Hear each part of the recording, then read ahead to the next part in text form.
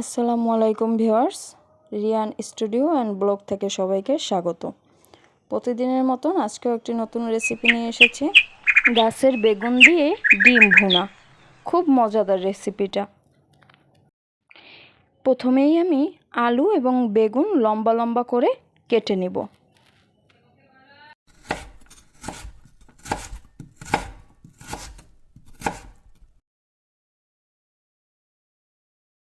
বেগুনগুলো কেটে আমি একটা কড়াইয়ে বেগুন, আলু, পেঁয়াজ, কাঁচামরিচ দিয়ে দিয়েছি। এর মধ্যে দিয়ে দিয়েছি 1 চামচ মরিচের গুঁড়া, দিয়ে দিয়েছি 1 চামচ হলুদের গুঁড়া এবং পরিমাণ মতন লবণ।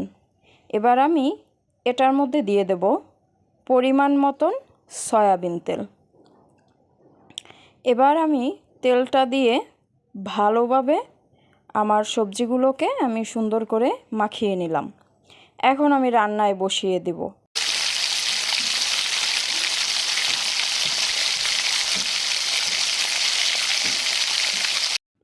এবার ঢাকনা দিয়ে এটাকে অল্প জালে রান্না করব। আমি এখানে 3টি ডিম নিয়ে নিয়েছি, পরিবারের সদস্য যেহেতু 3 জন তাই। আমার কষানো শেষ। আমি একটু মাঝে পানি দিয়ে দিয়েছিলাম, ভিডিওতে দেখাতে পারিনি।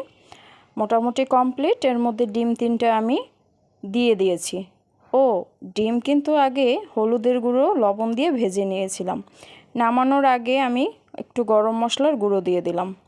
বাস হয়ে গেল খুব জলদি বেগুন আলু ডিমের রেসিপি, খুব সহজ। এতক্ষণ ভিডিওটি দেখার জন্য ধন্যবাদ। সবাই ভালো থাকবেন, সুস্থ থাকবেন। আল্লাহ হাফেজ।